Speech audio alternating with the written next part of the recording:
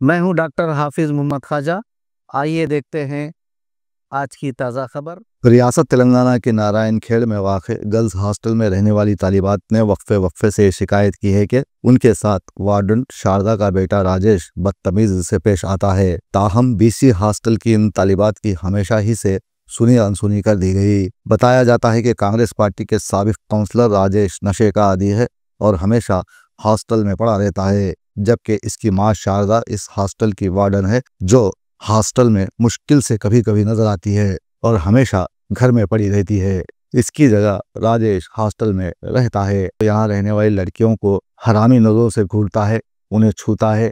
जब कभी वो लड़कियों के बहुत करीब जाता है तो उसके मुंह से राल टपकने लगती है और वो लड़कियों के मखसूस हिस्सों को छूने की कोशिश करता है। लड़कियों ने इसकी शिकायत हॉस्टल के अमले से की तो हॉस्टल का अमला, जो राजेश को अन्ना कहकर पुकारता है, वो लड़कियों को समझाते हैं कि अन्ना अच्छा आदमी है, अगर वो तुम्हें छूता है तो ये समझ लो कि बड़ा आदमी तुम्हें छू रहा है। दूसरी जानिब राजेश का यहाँ कुछ ऐसा दबदबा है कि वो कहता है हुकूमत हमारी है, हमें कौन क्या कर सकता है। ऐन मुमकिन है कि अमले ने राजेश से डरकर तलबा की शिकायत को सुनी अनसुनी कर दी हो, लेकिन कहते हैं जब जुल्म हद से बढ़ जाता है तो मिट जाता है।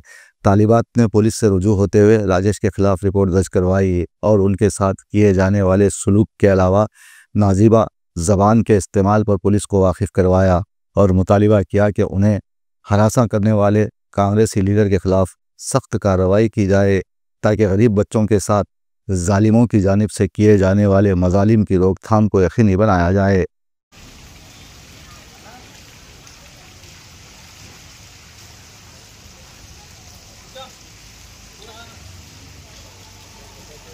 अंदर का पूरा आ गया अपने पास, पूरा क्या करता है, उल्टा उल्टा करके तो करा लेते हैं, सब टोटल बोल दिया उल्टा आता आके उल्टा वैसे करे पूरा वैसे वीडियो करेंगे।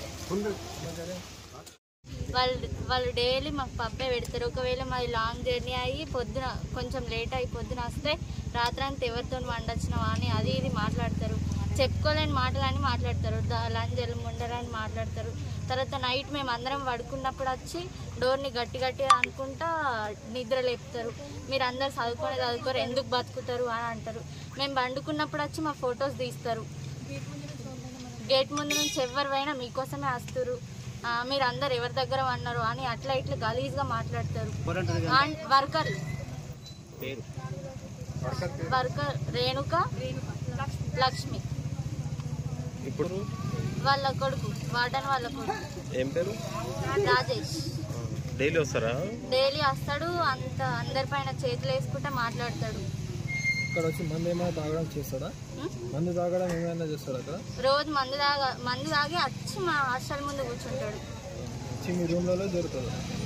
అక్కడ బయట కూర్చొని అందరినీ కిందికి పిలుచుకొని మాట్లాడతాడు, చేతులు వేసుకుంటే మాట్లాడతాడు. ప్రతి ఒక్కరి మీద చేతి వేస్తాడు? అలాగే ప్రతి ఒక్కరి పైన చేతులు వేస్తాడు. చేతులు వేస్తుండ ఆంటీ ఒక్కసారి చెప్పండి కదా అంటే అక్కడ వర్కర్లు అంటారు కదా, ఏం కాదు మీకు అన్నలాంటోడే కదా, వేస్తే పడితే ఏమవుతుంది అని మాట్లాడతారు. మళ్ళా తినడానికి పోయినప్పుడు మంచిగా ఉందా మీకు, గట్లాంటోళ్ళు అయితేనే కరెక్ట్ మంచిగా అయింది మీకు అని మాట్లాడతారు. నేను బీసీ హాస్టల్ నుంచి వచ్చిన.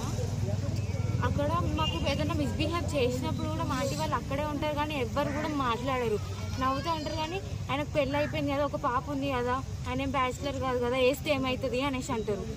మళ్ళీ వాళ్ళు ఇష్టం ఉన్నట్టు మాట్లాడతారు. పేరెంట్స్ గురించి కూడా గాడిదలు కన్నారా మిమ్మల్ని అది ఇది అని చెప్పేసి ఇష్టం ఉన్నట్టు మాట్లాడతారు.